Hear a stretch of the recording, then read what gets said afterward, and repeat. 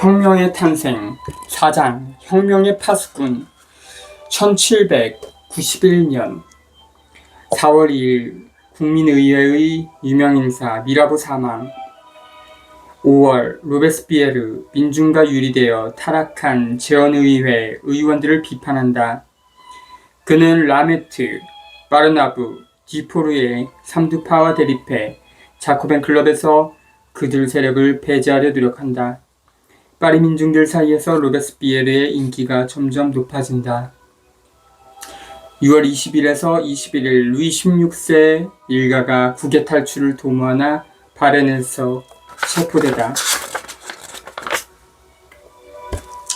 그러나 그것은 여전히 전추전일 뿐이며 그날 밤 로베스피에르의 승리는 사건들의 단기적인 흐름에서 아무것도 바꿔놓지 못했음에 틀림없다.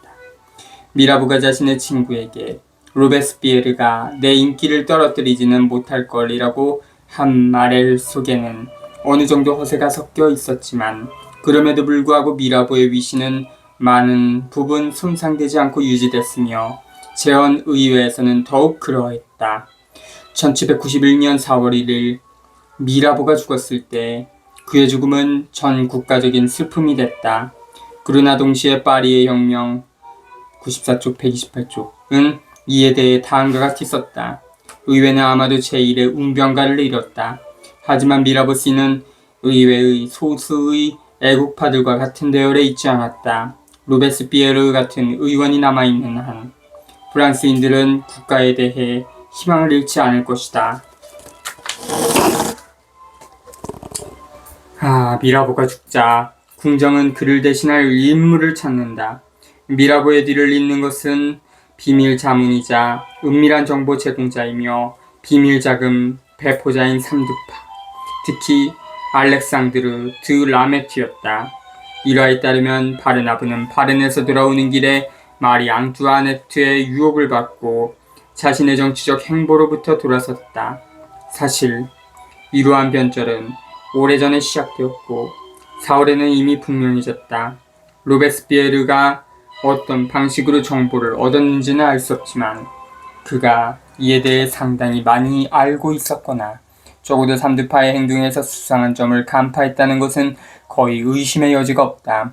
왜냐하면 1791년 4월 중순 이후 그의 태도가 급속히 변하기 때문이다. 한편으로는 그는 라메트 디포르 바르나브와 명료하게 거리를 두고 점점 더 적대적인 관계가 됐다. 다른 한편 그는 이제 더는 어떠한 동맹에도 의지하지 않는 사람처럼 자신만이 홀로 애국파를 이루는 것처럼 행동하기 시작했다.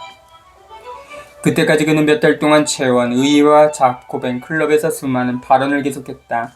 그는 사법적, 변호사란 직업상의 능력으로 인해 이 문제에서 자주 길게 발언했다. 입헌적, 행정적 문제에 관해 늘 같은 방향에서 발언했다. 그리고 민중 소유와 기소된 민주파의 옹호, 외교와 군사 문제에 관해, 아비뇽 사건에 관해 그는 여러 차례 발언했다. 거의 매번 그는 의회에서 새로운 실패를 겪었고 그리고 계속 나아갔다. 4월이 되자 이전과는 달리 그는 새로운 공세에 나서기 시작했다. 그는 여전히 의회의 태도를 바꿀 유리한 기회가 오기를 기대하면서 은하 1마르크에 대한 새로운 연설문을 작성했다. 국민의회 비서관권을 갖기 위한 세금이 은하 1마르크로 정해진 것이다. 이번에도 기회가 오지 않자 그는 기다리지 않고 연설문을 다른 곳에서 낭독하고 출판하기로 결심했다. 그러나 예전처럼 자코벤 클럽에서 낭독한 것이 아니라 4월 20일 코르들리에 클럽에서 낭독했다. 민주파, 로베스피에르 비조, 베띠용, 로베르 랭테, 쿠통, 카르노 등 재원, 의회와 입법의회의 국자파, 민중의 권익을 옹호하고 보통선거를 주장했다. 자코벤 클럽은 그때 상당한 혼란에 빠져 있었다. 라메트파는 여전히 강력했다. 미라보가 라파에트를 증오하여 자코벤 클럽을 지지했듯이 라메트파는 미라보를 증오하여 로베스피에르를 지지했다. 이제 삼두파가 죽은 자신들의 경쟁자 라파에트를 대신한 지금 클럽에서 그들의 세력은 더욱 기승을 부리고 있었다. 게다가 필립 오를레앙이 전해인 1790년 여름 런던에서 돌아와 자코벤 클럽 내에서 자신의 당파를 만들려고 애쓰고 있었다. 그는 1789년 10월 동기 빨민중들의 베르사유 공습격 직후 그를 몰아내려는 라파에트에 의해 런던으로 쫓겨났다. 그는 샤르트르 공작이자 장차 7월 왕정의 국왕 루이 필리프가 될 당시 17살인 자신의 장남을 자코벤 클럽에 참석시켰다. 특히 그는 가장 천치한 친구이자 소설 위험한 관계의 저자인 쇼데르로 들 라클로를 클럽에 초대했고 라클로는 자신의 역할을 훌륭히 수행했다. 1790년 10월 말 이래 자코벤 클럽 신문의 편집을 담당한 그는 클럽에서 영향력을 키워나갔고 클럽의 공식적인 보호 아래 올레앙주의를 확산시킬 수 있었다. 미심적인 인물들을 가입시켜 술 불리려 노력하는 이 당파들과 비교하여 하여 로베스피에르를 중심으로 모인 성실한 민주파는 수적으로 훨씬 미미했다. 그러나 그들 중 몇몇이 민중적 우회협회들의 활력을 제공하고 그들과 긴밀한 관계를 유지하고 있다는 점에서 그들은 유리한 점을 지니고 있었다. 이 협회들은 1791년 봄 늘어나기 시작했고 모든 시민들, 즉 능동시민뿐 아니라 수동시민들이 평등하게 회합했는데 그중 꼬르들리의 클럽 또는 인간의 권리의 법협회 이 가장 중요하고 가장 활동적이고 가장 많은 지도자들 당통, 데물랭, 마라, 로베르를 보여하고 있었으며 동시에 가장 큰 민중적 활력을 지니고 있었다. 5월에 파리의 모든 우회협회들이 연합하여 로베르를 의장으로 하는 중앙위원회를 구성한 것도 꼬르들리의 클럽의 자극으로 이뤄진 일이었다. 이러한 상황에서 처음으로 그들에게 연설하는 로베스피에르의 행동은 충분한 의미를 지니고 있었다.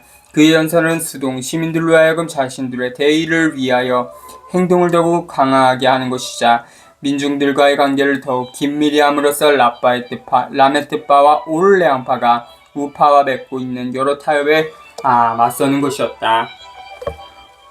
7월 왕정 1830년부터 1848년 1830년 7월 혁명으로 부르봉 복고 왕정이 무너진 후 들어서는 왕정 라클로 꼬르델로스 드 라클로 1741년부터 1803년 군인 작가 최초의 심리소설인 위험한 관계로 세상을 들끓게 했다. 우회협회 혁명기에 출연한 민중들의 자발적 정치협회들 이 새로운 연설에서는 로베스피에르가 이미 표현했던 생각도 다소 발견할 수 있다. 그는 부자들의 타락과 대비되는 민중의 덕을 일관되게 찬양하고 여전히 민중의 이익은 보편적 이익이며 부자들의 이익은 특수한 이익이라고 주장한다. 또 로베스피에르가 마라를 주의 깊게 읽었음을 입증하는 구절들도 있다. 민중들이 여러분과 더불어 봉건적 특권층의 속박에서 벗어난 것이 부자 특권층의 멍에 아래 결코 참을 수 없는 그 멍에 아래 다시금 굴복하기 위해서입니까? 여기 오타가 하나 있습니다. 결코일 텐데 걸코라고 잘못 인쇄가 됐죠. 그러나 로베스피에르는 여전히 고유한 의미에서 사회적인 문제, 경제적 불평등의 문제를 명백하게 부정하고 있다. 그가 보기에 가난한 사람들이 요구하는 것은 나의 자유, 나의 삶, 나와 나에게 소중한 사람의 안전이나 그들을 위한 보복을 얻어낼 권리, 억압을 떨쳐낼 권리, 나의 정신과 마음의 모든 능력을 자유롭게 행사할 권리가 전부이다. 노동권에 대해서는 단 한마디도 하지 않는다. 마찬가지로 이때 로베스피에르에 따르면 가난한 사람들은 부자들에게 제한된 요구만을 제시한다. 나는 당신이 얻는 더 많은 몫을 부러워하지 않는다. 왜냐하면 이 불평등은 불가피하고 치유할 수 없는 악이기 때문이다. 그러나 인간의 법으로는 내게서 빼앗을 수 없는 소멸되지 않는 재산만은 내게서 박탈하지 말라. 이 연설은 오늘날에는 매우 불충분한 것으로 보일지 모르지만 결국 목적을 달성했다. 선거법에 대항하는 요구들이 여러 민중협회에서 다시 출항하기 시작한 것이다. 로베스피에르의 연설은 인쇄를 거듭해 수많은 장소에서 수많은 청중들 앞에서 읽히고 논평됐다. 수동 시민의 수중에서 그것은 무기가 됐다. 그러나 머지않아 민중들의 확대된 행동 자체가 의회에서 파문을 불러일으켰다. 루시아 풀리에는 수동 시민들에게서 청원권까지 박탈하는 법안을 제출했다. 1791년 5월 9일과 10일 로베스피에르는 겨우 빼띠옹과 비조의 지지를 얻어 의회에서 격렬히 싸우는 한편 5월 10일 저녁에는 자코벤 클럽에서 언론의 자유에 대해 긴 연설문을 낭독했다. 그는 재원 의회에서 다음과 같이 연설했다. 우리의 유권자들은 모두 프랑스인입니다. 그리고 나는 그들 모두를, 특히 가장 가난한 이들을 옹호할 것입니다. 중략. 여러분은 더는 입법자가 아닙니다. 여러분은 차라리 민중의 압제자들입니다. 의회는 반동적인 의장 당드레와 공모하여 그 어느 때보다 더 소리 높여 아우성치지만 이번에는 효과가 없었다. 로베스피에르는 버텼다. 그는 결국 최종적인 법령에서 모든 개인의 청원권을 인정하게 만들었다. 로베스피에르는 그날 저녁 전례 없이 들어찬 자코벤 클럽의 청중들 앞에서 무제한적인 언론의 자유를 옹호했다. 그것이 단지 판에 박힌 원칙을 옹호하는 것으로 보일 수도 있다. 그러나 사실상 언론 자유에 대한 그 옹호는 마라, 데물랭, 그리고 다른 사람들이 점점 더 음모의 공범이 되어가는 의회에 구속당하지 않고 대중 선동가이자 특권층의 음모에 대한 고발자의 역할을 계속할 수 있게 해주는 것이었다. 이러한 여러 차례의 입장 표명은 로베스피에르로 하여금 삼두파로부터 명백히 멀어지게 했다. 삼두파와의 분명한 단절은 그 직후인 5월 11일 식민지 문제에 대한 논쟁이 시작되었을 때 드러난다. 로베스피에르는 오래전부터 구레부아르 신부, 브리소, 콩도르세 등과 함께 흑인의 법협회에 참여했지만 식민지 문제에 대해서는 단지 부수적으로만 참여했다.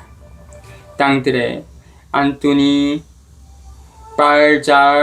발사자르 당드레 안토니 발타자르 당드레 1759년부터 1825년 엑스-고등법원 판사 출신 귀족대표로 삼부회에 진출했다. 재헌의회에서는 매점 및 망명귀족과의 공모 혐의를 받자 망명했다. 브리소 자크 피에르 브리소 1754년부터 1793년 흑인의 법협회 창설자 중 한 사람, 부르주아 운건파인 지롱드파, 일명 브리소파를 이끌었다.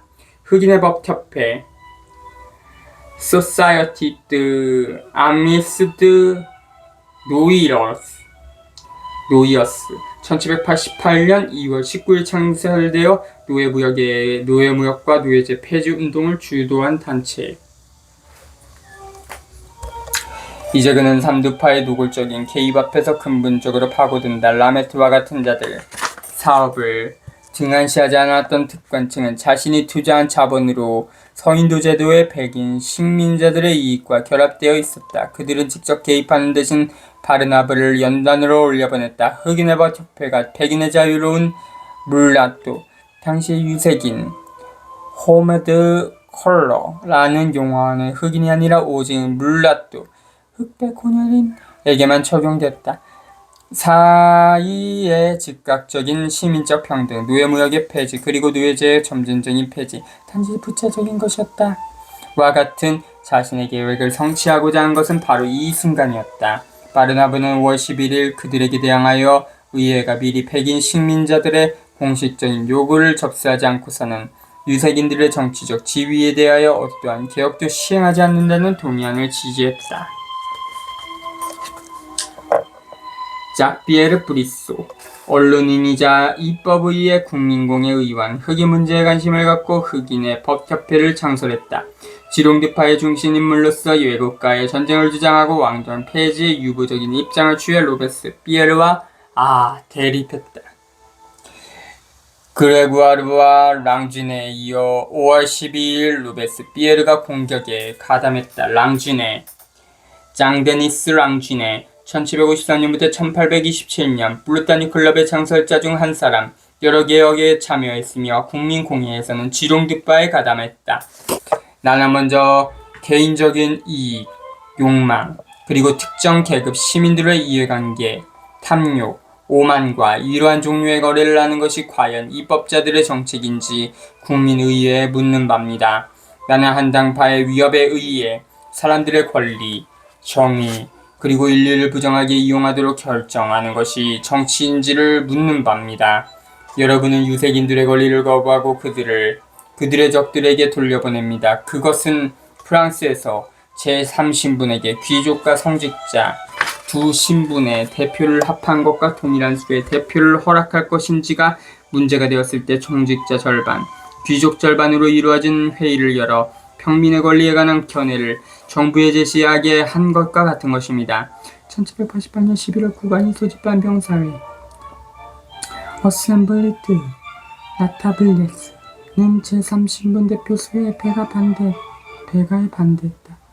나는 가장 소중한 이해관계, 가장 신성한 권리를 이 계급의 사람들에게 맡기지 말 것을 요구합니다. 이들은 여러분 앞에서 단지 지배의 권리를 얻기 위해 발언할 뿐입니다. 바르나바가 여러분에게 말한 바에 따르면 식민지를 개척한 본국인들을 유색인들에게 우호적일 것입니다. 그리고 만일 유색인들이 승리한다면 여러분의 식민지와 여러분의 상업은 끝장날 것이라고 여러분에게 말할 사람들이 바로 그 식민자들임을 여러분은 잊고 있습니다. 아닙니다. 누가 다름의 정의를 가지고 있다면 그는 이렇게 모순되는 가당치 않은 말을 하지는 않을 것입니다. 입법부를 다소라도 존중하는 사람이라면 위협이나 이처럼 우스꽝스러운 이유를 내서 입법부를 유혹하려고는 하지 않을 것입니다. 이튿날인 5월 13일 로베스피에르는 더욱 강력하게 공격에 나섰다. 어떤 의원은 위원회가 제안한 법령에 노예라는 말을 넣을 것을 제안했다. 이제 로베스피에르는 자유로운 물라토의 문제를 넘어서서 자주 인용되는 발언을 했다. 그러나 다음의 말은 흔히 로베스피에르가 한 것으로 간주되지만 실은 디퐁드 노무르가 한 말이다. 식민지는 대전제가 아니며 차라리 소멸하는 것이다. 여러분의 법령 중 하나에서 여러분이 노예라는 단어를 말하는 그 순간 여러분은 스스로 명예를 훼손하게 될 것입니다. 중략. 국민과 식민지들의 최상의 이익은 여러분이 자유로운 상태로 남아있는 것, 그리고 자유의 토대를 여러분 자신의 손으로 뒤엎지 않는 것입니다. 여러분의 행복, 여러분의 영광, 여러분의 자유를 대가로 치르며 분투한다 해도 식민지는 사라질 것입니다. 되풀이하여 말하지만 식민자들이 우리를 위협하여 강제로 자신들의 이익에 가장 적합한 것을 법령화하게 한다 해도 식민지는 사라질 것입니다. 나는 의회의 이름으로, 헌법의 전복을 원하지 않는 의원들의 이름으로, 자유롭기를 원하는 국민 전체의 이름으로 우리가 식민지 대표들을 위해 국민도 식민지들도 인류 전체도 희생시키지 않으리라는 것을 선언합니다. 칼 마르크스가 다른 민족을 억압하는 민족은 자유로운 민족이 될 수 없을 것이다 라고 선언할 시대가 도래하고 있었다. 그러는 동안 재헌의회가 로베스피에르에게 준 유일한 만족은 노예라는 표현을 자유롭지 않은 사람들이라는 표현으로 바꾼 것뿐이었다. 그날 저녁 자코벤 클럽에서 로베스피에르는 다시 그 주제를 다뤘다.